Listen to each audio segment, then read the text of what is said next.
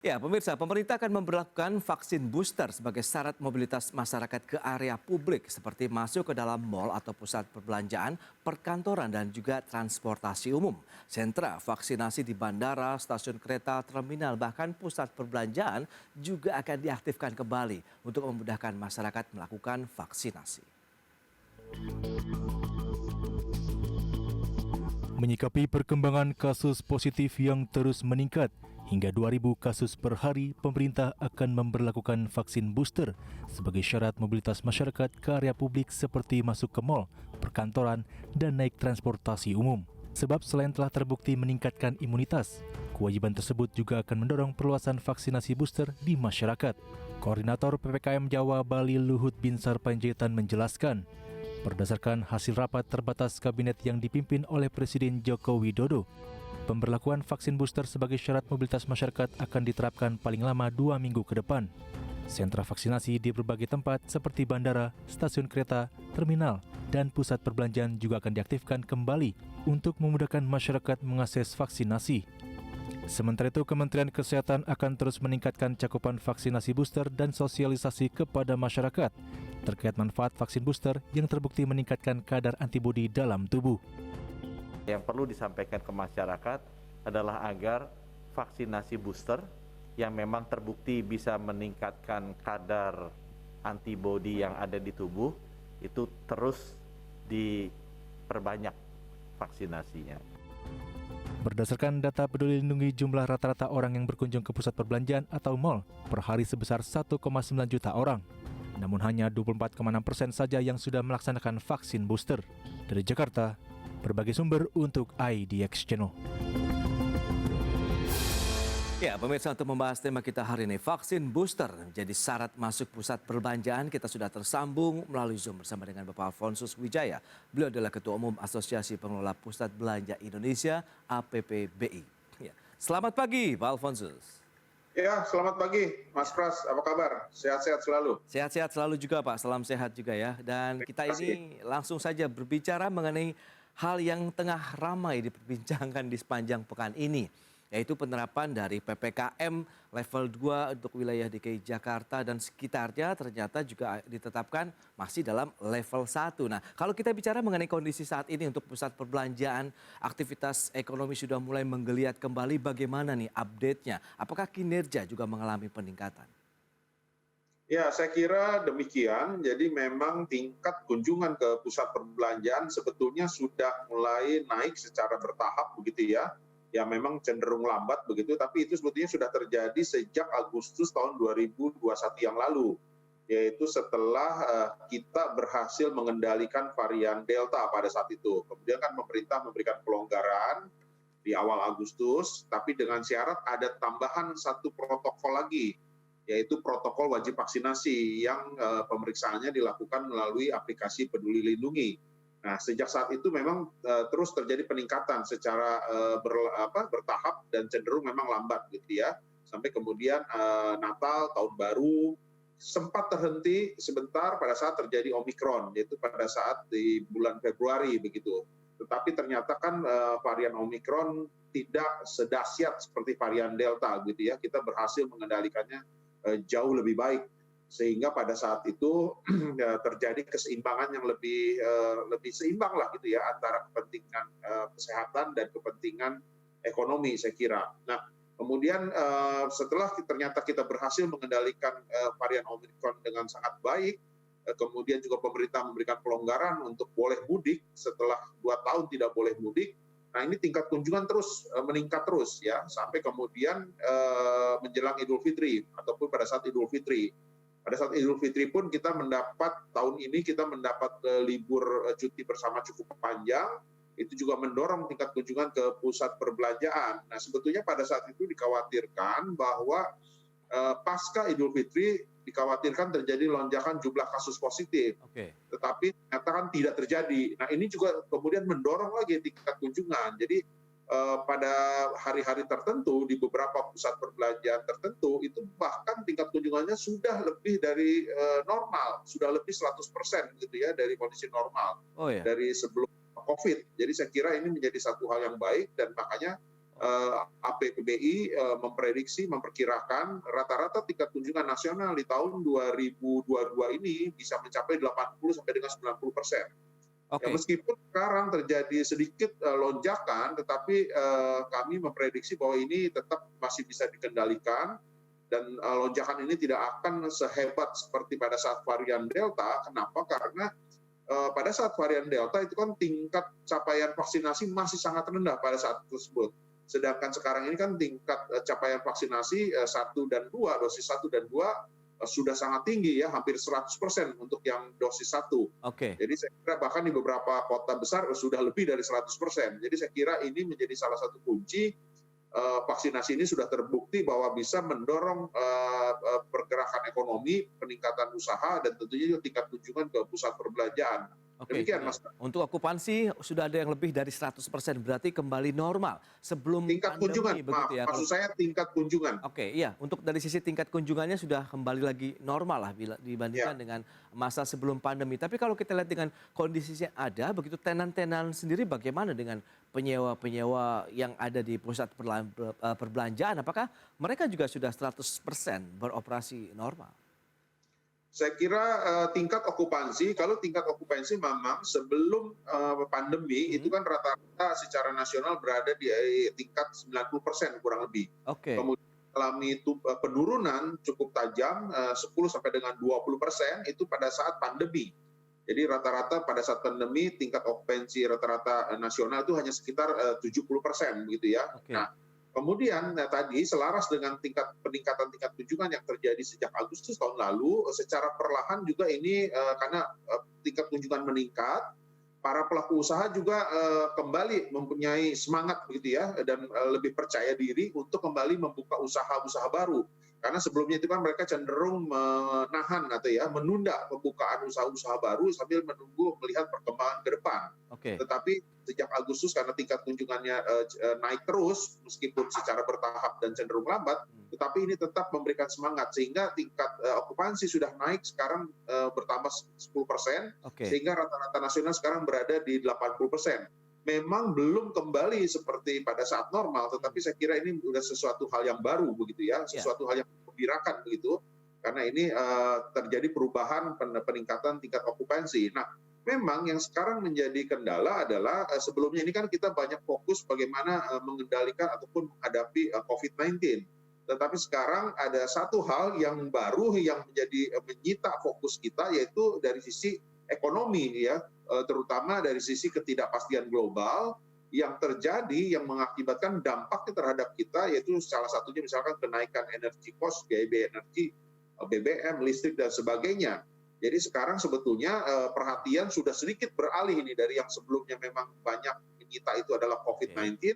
Sekarang lebih banyak bagaimana ini kita menghadapi dampak-dampak dari ketidakpastian global. Baik, apakah memang kalau kita cermati dengan dampak global tadi kan memang memberikan satu tekanan terhadap masyarakat dunia begitu, di mana Bank Sentral banyak negara menaikkan suku bunga acuan yang juga mereka tengah mengalami laju inflasi yang tinggi pun tidak berbeda dengan Indonesia meskipun Bank Indonesia masih menahan suku bunga acuannya. Nah, masalahnya apakah ini berdampak juga terhadap nanti terhadap okupansi ataupun mungkin kinerja dari sisi pendapatan dari pusat perbelanjaan, Pak Alfonsus? Ya, saya kira demikian. Jadi memang dampak-dampak global ini tentunya akan yang terkena dampak langsung itu adalah sebetulnya daya beli masyarakat, begitu ya. Oke. Jadi daya beli masyarakat yang akan terdampak dan oleh karenanya beberapa banyak pelaku usaha berkomitmen untuk tidak menaikkan harga jual, harga-harga produk ataupun harga-harga barang meskipun biaya produksi naik karena tadi energy cost naik, begitu ya. Oke. Tetapi ini maksudnya adalah untuk kita bisa menjaga daya beli masyarakat jangan sampai semakin terpuruk lagi, karena sebetulnya sekarang daya beli masih belum pulih 100% karena akibat COVID-19 ini belum kembali. Nah, sekarang ditambah lagi dengan kondisi dampak global ini. Nah, tentunya ini pelaku usaha berusaha tidak menaikkan harga-harga supaya tetap menjaga daya beli masyarakat. Tetapi yang jadi masalah adalah sampai kapan para pelaku usaha ini bisa bertahan untuk tidak menaikkan harga-harga. Karena dampaknya ini kan sekarang terus-menerus begitu ya, perang Ukraina dan Rusia juga tidak tahu kapan selesai begitu. Jadi saya kira ini yang sedikit menjadi perhatian, kemungkinan besar harga-harga tidak bisa ditahan lagi, kemungkinan bisa naik begitu harga-harga ini. Nah, jika dengan kondisi demikian tentunya diharapkan pemerintah bisa turut campur tangan, tetapi saya kira sekarang juga pemerintah sudah campur tangan dengan memberikan berbagai bantuan gitu ya. BLT, bansos, subsidi gaji kan juga sudah mulai dikucurkan kembali. Saya kira ini Baik. tujuannya adalah untuk Oke. menjaga masyarakat jangan sampai semakin terpuruk kembali. Iya, Pak Alfonsus, kalau kita cermati memang masyarakat nampaknya tingkat kesadarannya juga sudah semakin bertambah begitu terkait dengan penerapan protokol kesehatan. Nah, kalau kita bicara mengenai protokol kesehatan di pusat perbelanjaan sendiri hingga detik ini sebenarnya masih tetap sama begitu perlakuannya atau juga mungkin ada sedikit perbedaan, Pak Alfonsus? Ya, sampai dengan saat ini pusat perbelanjaan masih memberlakukan dua protokol COVID ya. Jadi di pusat perbelanjaan itu sejak pandemi itu ada protokol COVID. Sekarang ini masih tetap berlaku dua, yaitu satu adalah protokol wajib vaksinasi yang pemeriksaannya dilakukan melalui aplikasi Peduli Lindungi. Kemudian yang kedua adalah protokol kesehatan, yaitu seperti jaga jarak, pemeriksaan suhu tubuh, wajib masker, cuci tangan dan sebagainya. Itu yang diberlakukan sejak awal pandemi. Nah, kedua protokol COVID-19 ini tidak pernah dicabut di pusat perbelanjaan meskipun pemerintah telah memberikan berbagai pelonggaran khususnya misalkan di transportasi umum begitu ya. Kalau di DKI Jakarta ini kan bahkan kapasitas transportasi umum sudah mencapai 100%, sudah diperbolehkan 100% ya. Bahkan signage, tanda-tanda jaga jarak segala macam itu sudah dicabut. Nah, di pusat perbelanjaan tetap masih diberlakukan. Jadi saya kira pusat perbelanjaan sampai dengan saat ini satu-satunya fasilitas masyarakat yang masih secara konsisten menerapkan protokol COVID-19. Oke. Dan memang sampai dengan saat ini juga kami memang tentunya memang harus mengingatkan ya beberapa pusat perbelanjaan tentunya ada beberapa yang lalai, kemudian yang kurang disiplin dan sebagainya. Tetapi asosiasi selalu mengingatkan masyarakat pusat perbelanjaan maksud kami untuk tetap memberlakukan protokol COVID-19 secara ketat, disiplin, dan konsisten. Itu yang berlaku sampai dengan saat ini.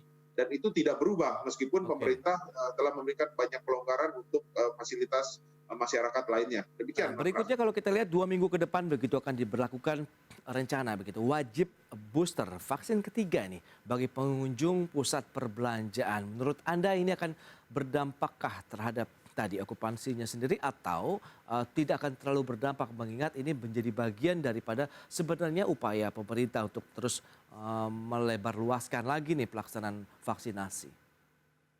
Ya, ada beberapa catatan. Yang pertama, wacana wajib booster ini saya kira bukan sesuatu hal yang baru bagi pusat perbelanjaan ataupun bagi masyarakat karena kan selama ini tadi saya sudah sampaikan bahwa di pusat perbelanjaan itu berlaku protokol wajib vaksinasi ya sejak Agustus 2021 yang lalu.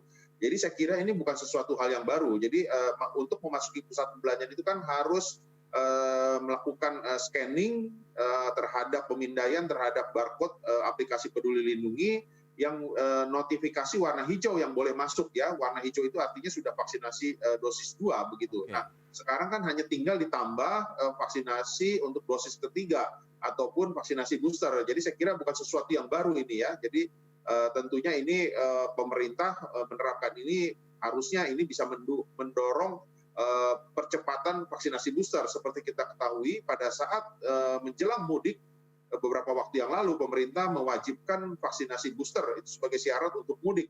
Nah, pusat-pusat perbelanjaan pada saat tersebut menjadi sentra-sentra vaksinasi untuk melayani masyarakat. Nah, antusiasmenya sangat tinggi pada saat itu. Jadi sebelum mudik itu bahkan beberapa pusat perbelanjaan itu mengalami kehabisan vaksin gitu ya, karena antusiasme masyarakat begitu tinggi. Nah, namun memang setelah Idul Fitri antusiasme ini berkurang. Minat masyarakat untuk vaksinasi booster ini berkurang, menurun begitu. Itu kami rasakan secara langsung. Karena kami memang sampai dengan saat ini pusat perbelanjaan masih mengadakan sentra vaksinasi untuk masyarakat. Nah, karena sudah terbukti bahwa vaksinasi ini menjadi salah satu kunci pengendalian keberhasilan penyebaran COVID-19 di Indonesia. Contoh misalkan tadi pada saat tahun lalu pada saat varian Delta itu kan tingkat lonjakan jumlah kasus positifnya sangat tinggi. Yeah. Itu salah satu yang disebabkan adalah tingkat vaksinasi yang sangat rendah. Tapi pada saat varian Omikron kan relatif sangat terkendali dengan baik. Bahkan saya kira Indonesia menjadi lebih baik daripada negara-negara tetangga. Okay. Itu adalah satunya karena tingkat vaksinasi sudah tinggi. Jadi saya kira harus didorong tingkat vaksinasi harus didorong terus supaya kita betul-betul bisa mengendalikan COVID-19 ini. Jadi saya Oke. kira pusat perbelanjaan akan siap untuk melaksanakan sentra-sentra vaksinasi. Ya, karyawan kemudian tenan-tenan ataupun yang mereka bertugas di dalam pusat perbelanjaan, apakah mereka semuanya sudah melakukan booster? Saya kira semua personil-personil yang berinteraksi ataupun melakukan pelayanan kepada masyarakat itu mendapatkan prioritas. Ya, contoh misalkan pekerja-pekerja di toko-toko ataupun di pusat perbelanjaan. Jadi memang dari sejak awal pada saat vaksinasi dosis 1 pun demikian. Oke. Jadi kami memang memberikan prioritas kepada semua personil-personil yang berinteraksi secara langsung dengan masyarakat, melayani kebutuhan masyarakat, melayani semua keperluan daripada masyarakat itu harus mendapat prioritas untuk vaksinasi. Demikian juga dengan vaksinasi booster. Jadi saya kira di pusat perbelanjaan sudah hampir 100%. Baik pegawai toko maupun pegawai pusat perbelanjaan itu sudah divaksinasi booster.